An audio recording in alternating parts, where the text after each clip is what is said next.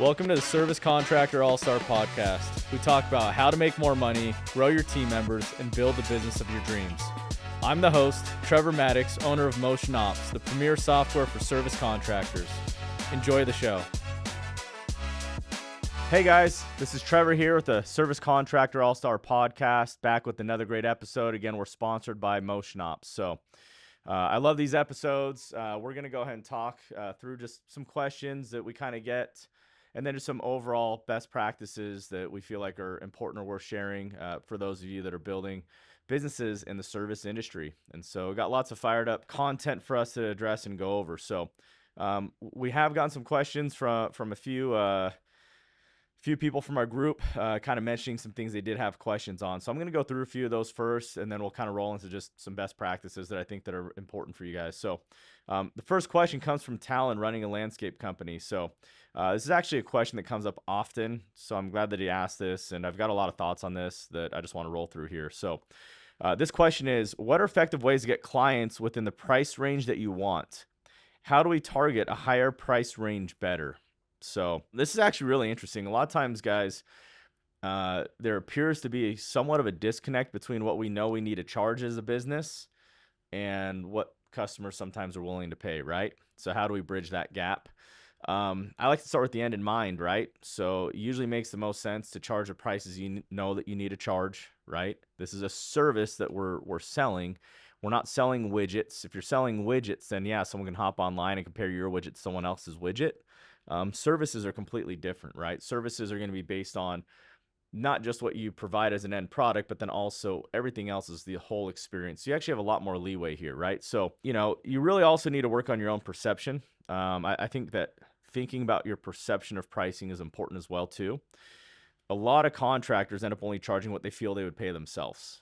And so we got to get away from what our idea of what a price is or what should be, because as contractors, we kind of know like what the base cost is, but then we also need to realize if we're running a business, we got to cover our overhead, we got to have profit margin, we got to cover taxes, insurance, licensing, vehicles, gas, everything, payroll. And so that being said, there does have to be a margin, there does have to be markup to be able to cover for that. So most customers are going to be willing to pay much more than you. That's the reality of it, right?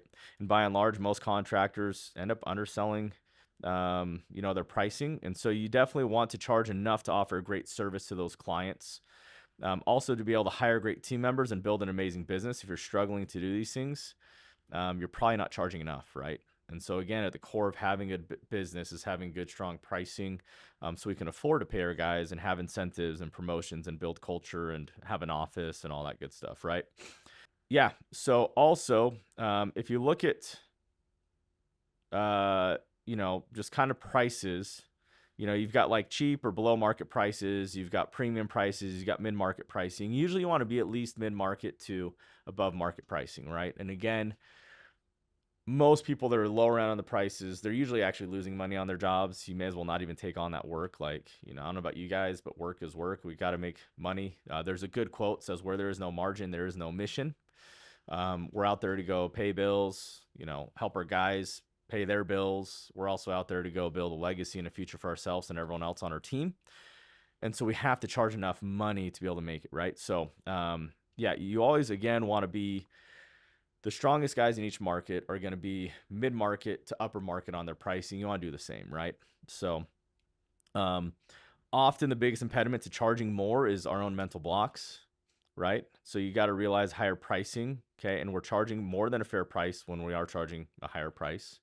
And I think most people will be okay with you charging a price where you as a business owner can make, 15, 20% net income when all said and done, right? And that's not margin because there's gross margin, but there's also net income because you have all of your overhead and expenses and everything else, which if you really think about it after taxes, it's still only like, 7 cents on the dollar or whatever it is, right? And so most people are okay with that and understanding of that.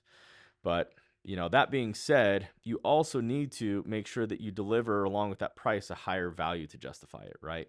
So what's that higher value? Let's just think about that.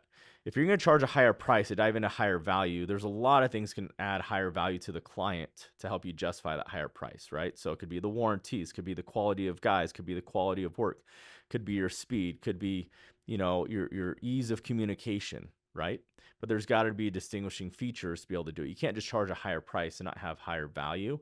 And so you got to think, okay, I'm going to charge a higher price so I can make profit and money, but I also need to go ahead and spend on a few areas to get that higher value to the client to justify that price, right? And a good exercise to get there is to write out what value you as a company bring, okay, or like to bring, once you can afford it, and you can afford it once you charge a higher price, okay? It's like what comes first, the chicken or the egg? I don't know, but you just got to start doing it.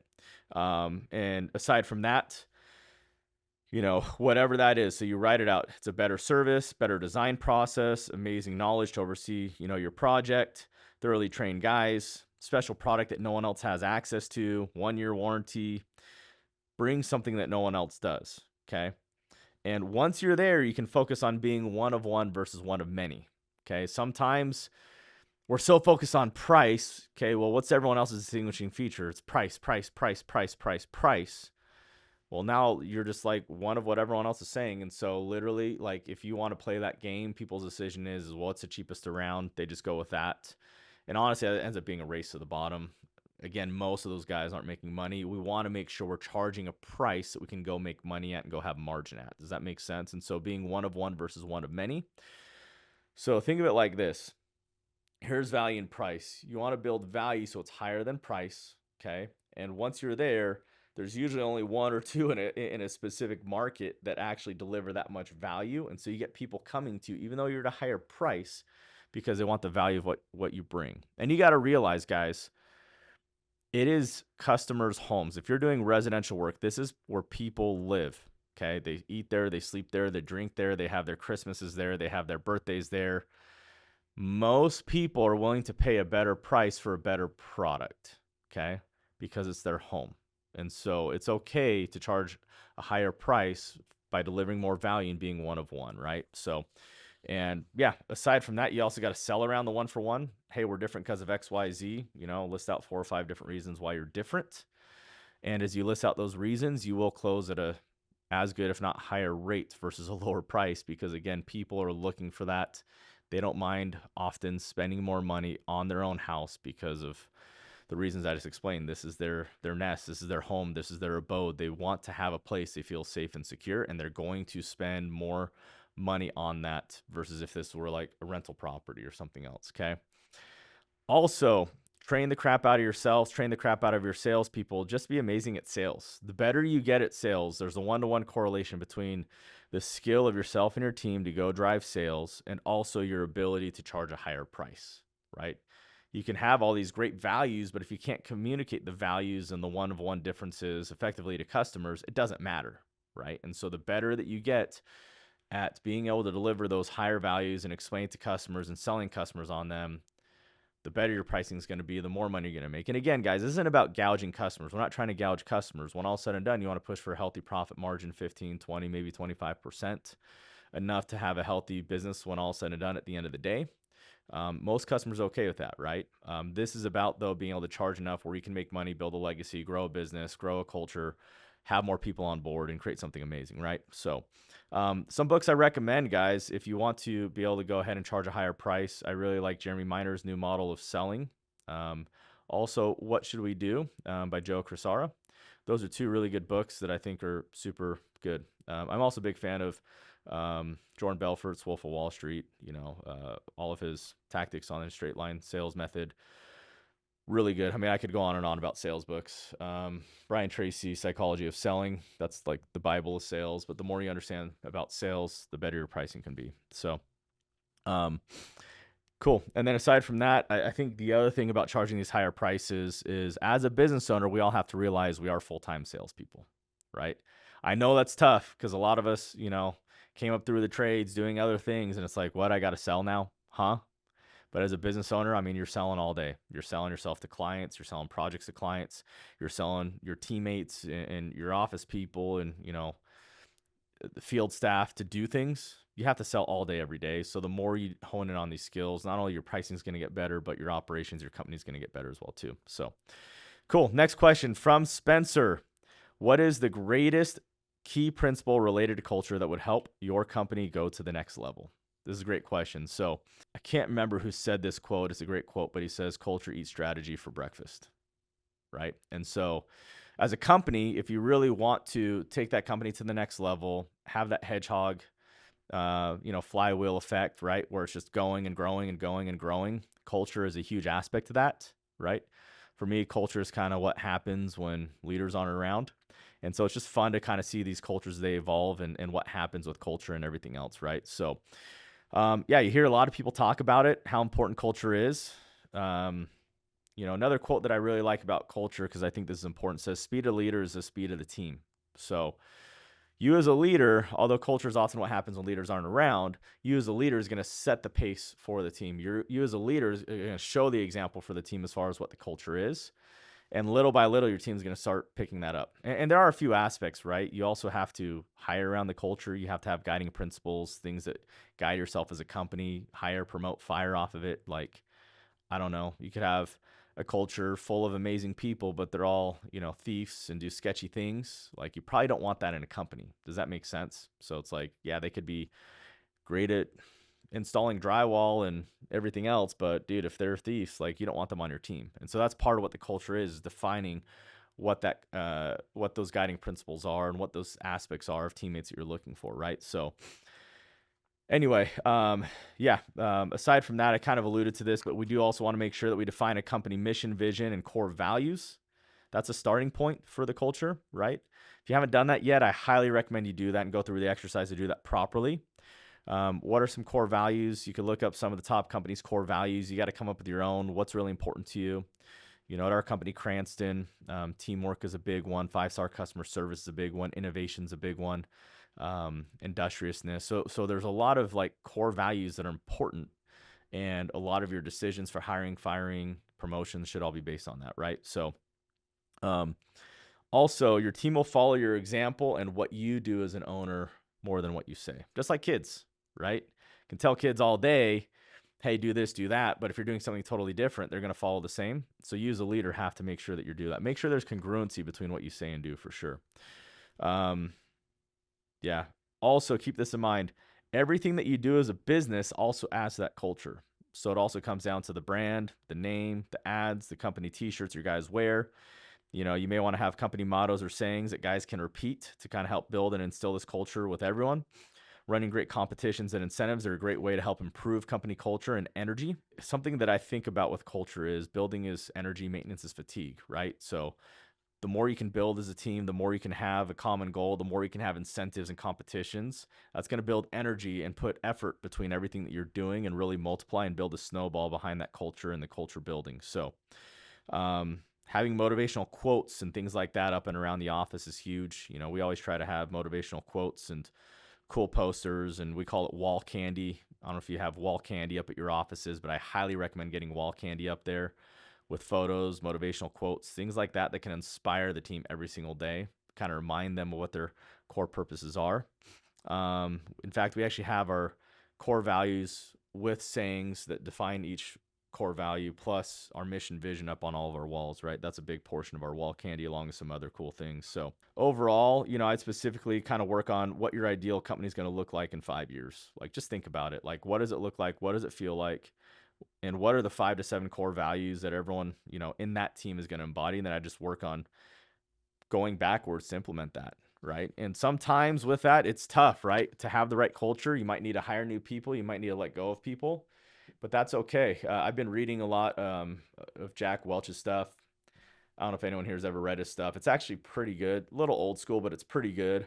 He was rated, I think, CEO of the century last century. So it's a pretty big award for, and I don't know if you know, for context, for Jack Welch, but he basically grew GE into the behemoth it was at the time. And, he did a lot of really cool things. But one thing he's very big on was differentiation. So this process of always finding the key players that are going to add value and build the company and add to the culture, and then getting rid of the ones that didn't, right? And I think his percentages, if I remember correct, are 20, 70, 10.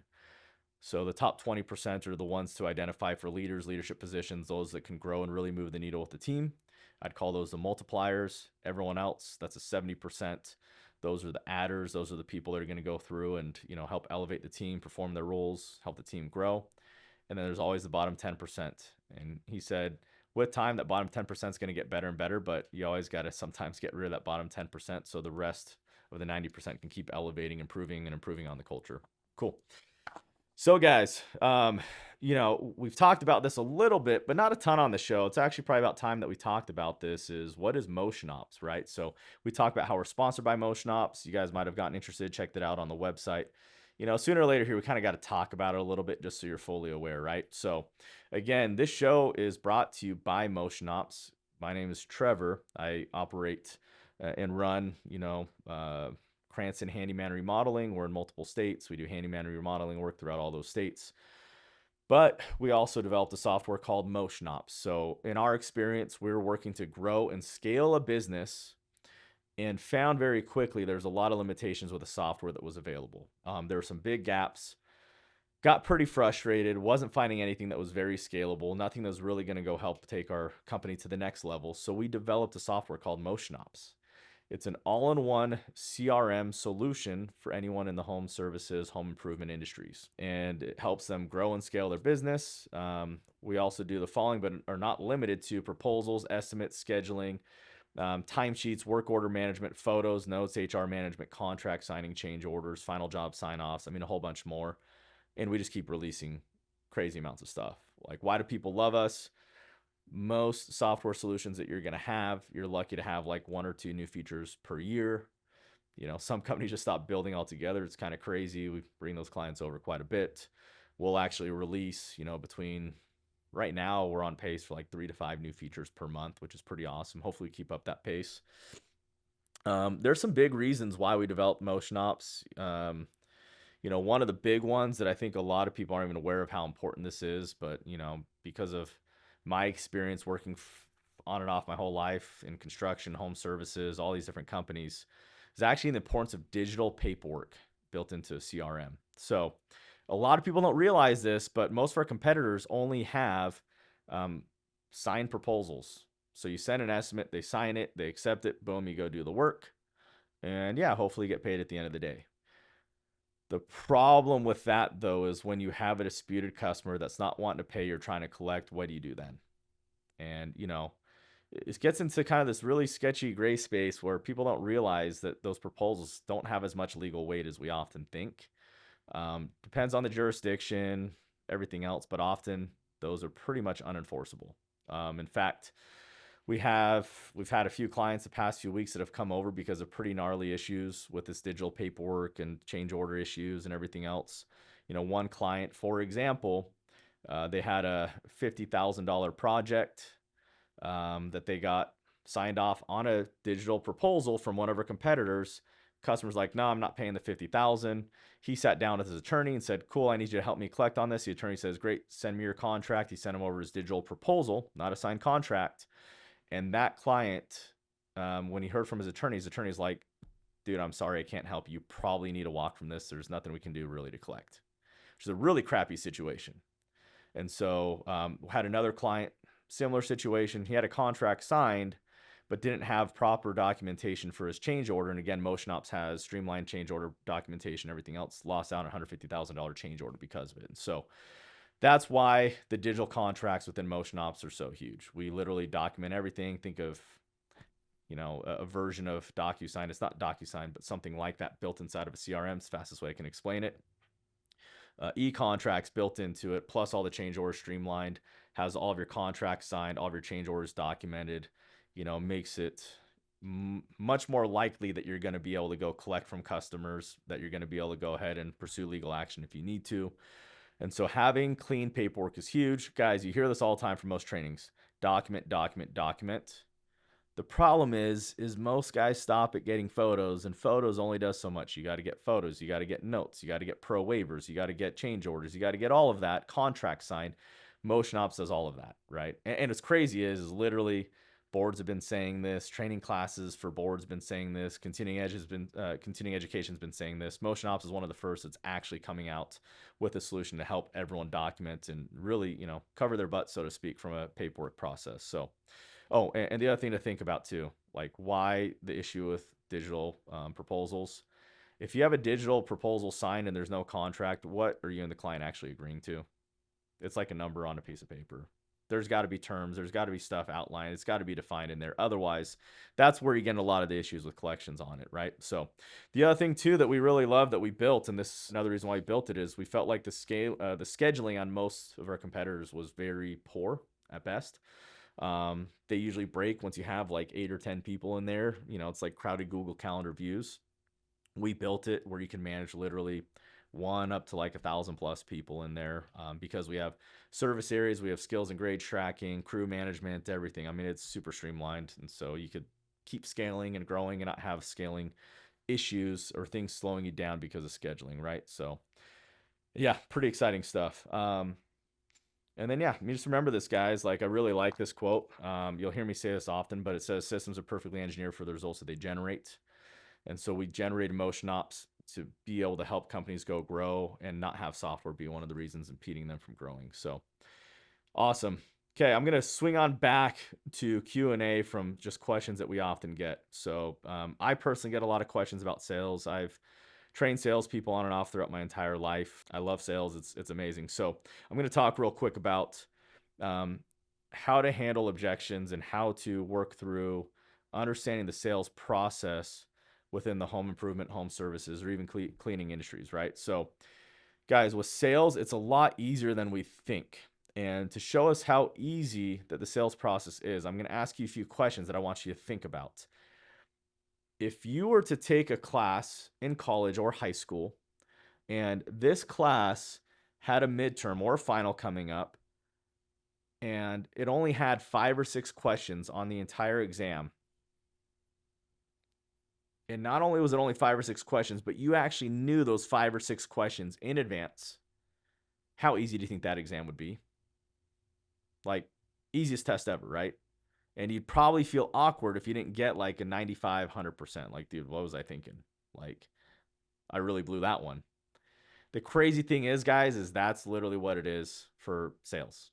Like, it's almost any sales, just 5 or 6 objections. They kind of change a little bit industry to industry, but I'm going to share here, guys. And once we know the questions, all we got to do is study the answers or the ways to handle these questions or objections proactively throughout the sale. So typically for home services, guys, you're going to run into a few. One is alternatives or competitors.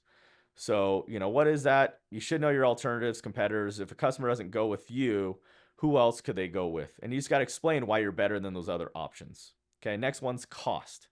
Okay, why are they going to pay what it costs to do business with you versus paying the cost it is to do business with someone else? Like, why is it worth that cost? How are you going to address the cost to get that project done? Timing. When are we getting this project done? We doing it now? We doing it in 2 years? We doing it in 2 weeks? Like, what are we looking at for timing? Credibility of company. Okay, what are you doing to show that you're a legit company? What awards do you have? Like, what great things are you doing in the community, right?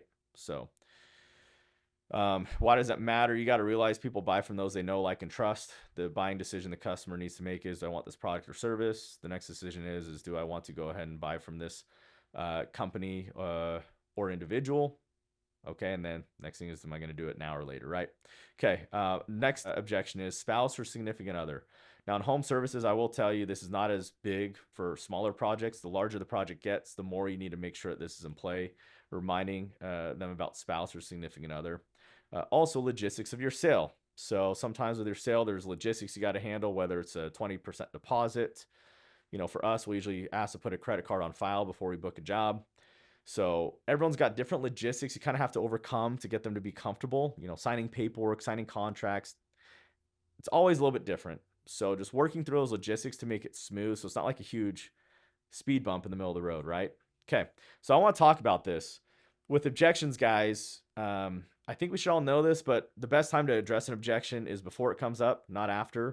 If you try to address an objection after it comes up, now it sounds like you're backpedaling. Now it sounds like you're trying to justify. It's so much easier to design it into your sales process to bring up those objections before. And again, we're talking about price versus value. Think of it like a weighting system, right? Okay. So you want to make sure, let's say this is price, let's say this is value. You want to make sure that you don't drop price, okay, when it's bigger than value. You want your value to be bigger than price, and then boom, you drop your price, okay? Because if you ever drop price when price is looking bigger than value, you're always going to get a no, right? Unless they're just absolutely desperate and don't care, like whatever, just get it done, right?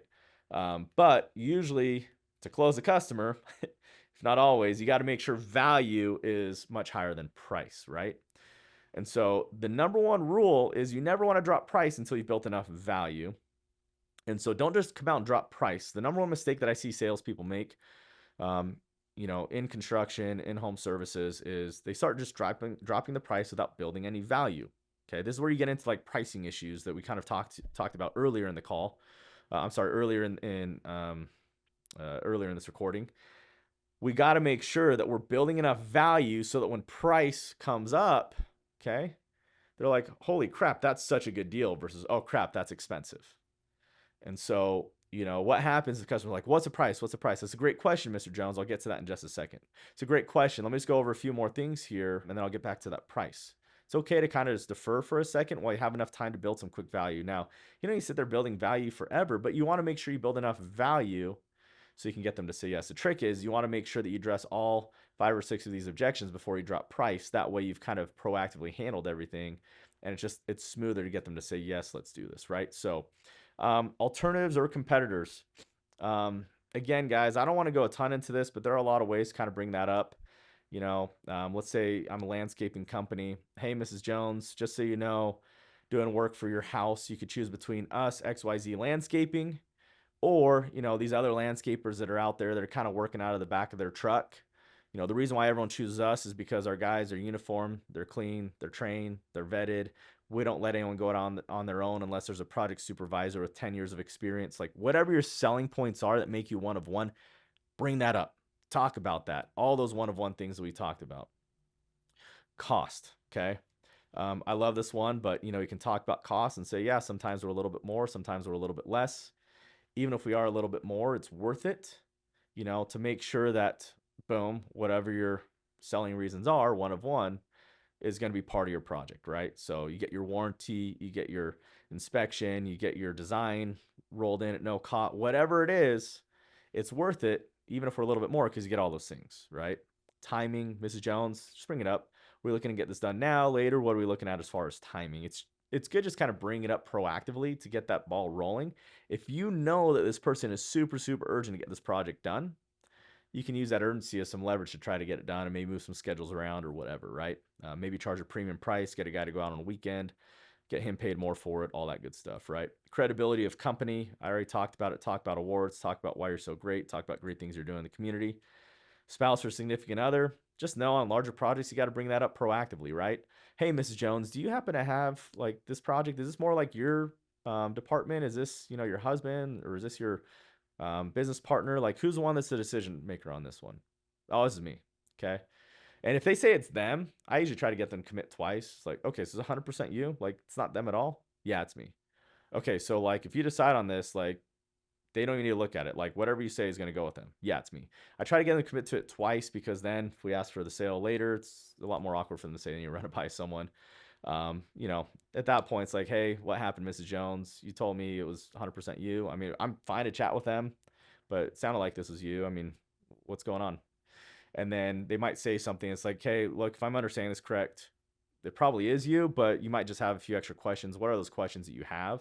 Maybe we can work through those a little bit. And again, guys, this isn't about being pushy. I always talk about it being pleasantly persistent, but just making sure that you kind of just work through things. Sometimes customers don't buy from you, not because you don't have a better product or service. They might have some like unspoken hidden thing going on in the back of their head that you're not even aware of. So your goal as a professional salesperson is just to kind of hang tight, roll through a few things with them and talk through it with them to see if they can get those things to surface and maybe work through a few things. Okay. That being said, guys, another big thing that I just want to bring up that I think is very important as a business owner, okay, or running or operating or managing a business, is you got to have a routine. So we talked about culture and things that we want out of a team. Well, for you as an owner or manager, you got to have a solid routine to elevate your team, okay? It's really hard to elevate others if we're feeling down and in the dumps, right? So I'm a firm believer in this principle. I heard it elaborated this way before, and I really like it. But you got to hit your core 4 before you leave the door, right? So what is that? That's your physical routine, spiritual routine, mental routine, social routine, right? Those are the 4 things that you actually need to have a balanced and fulfilled life. What's really interesting about this, if you actually examine most reasons why people are depressed or sad or not really happy in their lives, they're usually neglecting one of those four things. It's really interesting if you look at that. Um, Not always, there's other outside factors, but often that's usually what it is, right? I mean, you hear a lot of people say the fastest way to get rid of depression is go work out. I believe that because you're addressing one of those four things. So if you can have a routine every day, and I say core four before you leave the door, you can do it later on at night, but you're not getting the momentum of that act if you do it at night. If you do it in the morning, you can build off of that and build momentum. So, physical, go to the gym, go work out, go move around, go lift weights, go lift heavy stuff, like go play basketball, go do something to get you running around, right? You feel better, you have more energy. First few days, you're probably going to feel more tired. After the first few weeks, you're going to have a lot more energy, right? Spiritual, for those that are religious, study religious texts, listen to some religious thing. If you're not religious, review your goals, review best principles from like ancient scholars, whatever, but just something to kind of focus your compass in life to kind of just keep your priorities straight. Mental, that's reading like a audible book, reading a book, just something to just fill your mind with content, especially if you're a business leader in home services and a business owner, but any leader. They say leaders are readers. The reason why is you have to learn how to inspire, elevate, and educate your team every single day. And if you're not reading new content, it's really hard to do that. For me, how do I do that? I usually double stack. So I'll go ahead and actually listen to audiobooks while I'm working out, while I'm running, because a lot of people are like, dude, I don't have time for that. You do have time for it. You just got to be smart about how you're stacking up your time, right? So social. Yeah, I mean, there's a lot of things you can do with social. Post on social media, something uplifting, whatever. For me, my big thing is just trying to get some time with the family, kids, wife, whatever. That's a really big thing to go ahead and just have the social going. So once you do these, it helps get your financial perspective. As you grow your financial, you have more money. Go ahead and go grow the big four. So it's actually a virtuous cycle between those things. So okay. Another question that I get is from the outside looking in. I've got right now some buddies that are looking to get into home services, stuff like that. What sort of things would I look at doing if I were just starting all over looking at home service business? Yeah, I mean, what we do, handyman remodeling is pretty complex. I'd probably look to simplify processes, procedures. We're already doing it, so we're just going to keep scaling it. But like, and I like it a lot. There's some really cool things, but what I'd usually recommend to them is find something simple that's easy to repeat. Like landscape lighting, concrete coatings, fencing, decking, garage installs, siding, gutters. I also really like the cleaning industry. So there's a lot of really cool industries. I mean, that's not an all comprehensive list, but the more simple, the easier it is to scale. There's a ton, but by focusing on one, it's really helpful, right? Then, aside from that, you got to make sure that you start a business, get it stabilized, bring in revenue. You got to hustle to go get revenue, start hiring your first people, make sure they're really good people, right? Hire fast, fire faster, right? Also create your company mission, vision, core values. Get yourself in a position to be able to do full-time sales and management as soon as possible. I mean, you probably can't do it out the gate, but with time, transition over to there. And then eventually you got to promote like your first field supervisor, helping oversee some of the guys, right? That we can help continue building the system and the structure, right? So, and for auxiliary services, accounting, marketing, all this stuff, try to hire fractional people. There's a lot of companies that do this fractional CMO stuff, really helps you to be able to scale much faster. Also, you got to start writing out your SOPs or your processes, right? So what's your recruiting process? What's your onboarding process? First 90 days for everyone. How do you get them integrated, trained? What's the sales process look like? What about your lead gen, your marketing processes? What's your training processes for employees and leadership? You got to find the cadence and structure of your meetings, right? If you use EOS, in a previous episode, we talked a lot about what EOS is. Those will help you dial in the cadence, the meetings, all that stuff. Big proponent of EOS. So also need to have a process to develop leadership if you want your business to grow. Book club is a great way to do it. Regular one-on-ones with leadership is also important to develop a team. So I believe that anyone in the company should have regular one-on-ones. If you truly believe team members are important, you should be helping to develop them. You can't really develop them if you or other leadership isn't having regular one-on-ones with them. So overall, guys, if you are looking at getting into this game or being in this game, you got to learn to be a student of the game that you're playing. Being a student of the game is super, super important, right? Like we always joke around all the time. We watch these pro athletes. It's like, man, that guy doesn't care. Like this guy, he's just acts like he's injured, doesn't really play.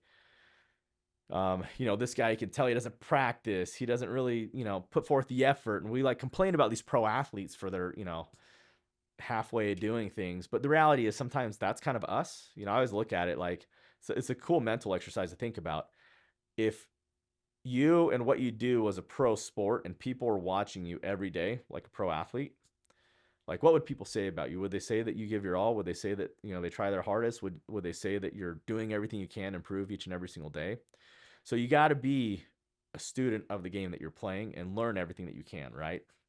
Just do everything that you can. Would you be a Jordan? Would you be a Kobe? Like push for that level of greatness, right? So, and then aside from that, try to find great books, try to find great podcasts, try to do other things that are going to help you. Go visit other businesses, right?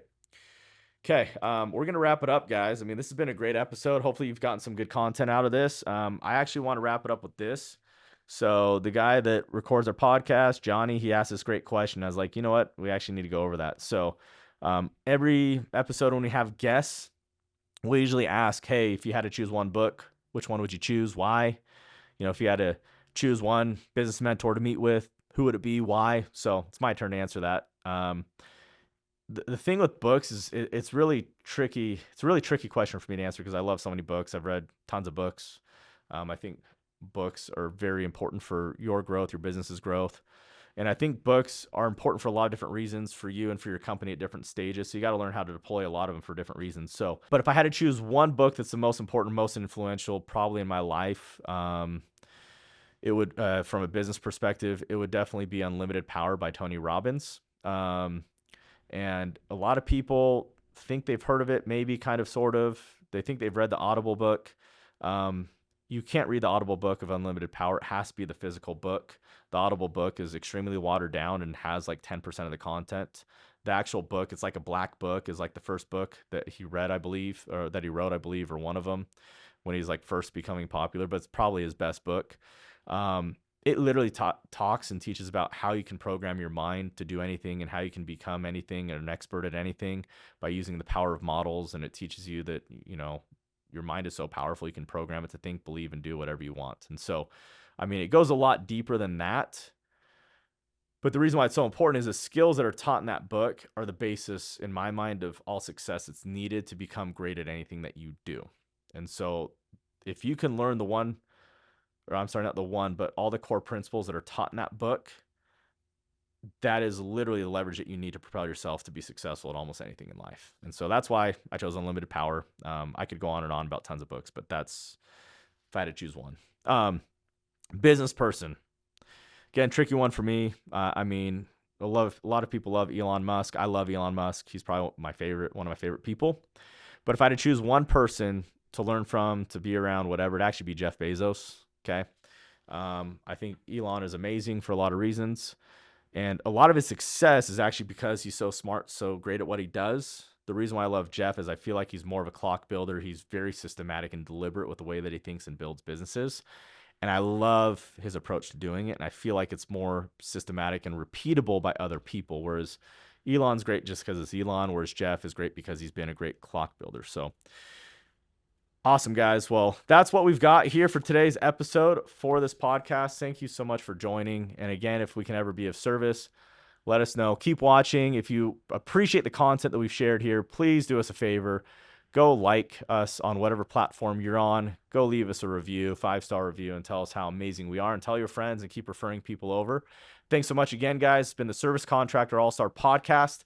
We're out. This has been the Service Contractor All-Star Podcast. We talk about how to make more money, grow your team members, and build the business of your dreams. I'm the host, Trevor Maddox, owner of Motion Ops, the premier software for service contractors. Join us next time for more amazing content.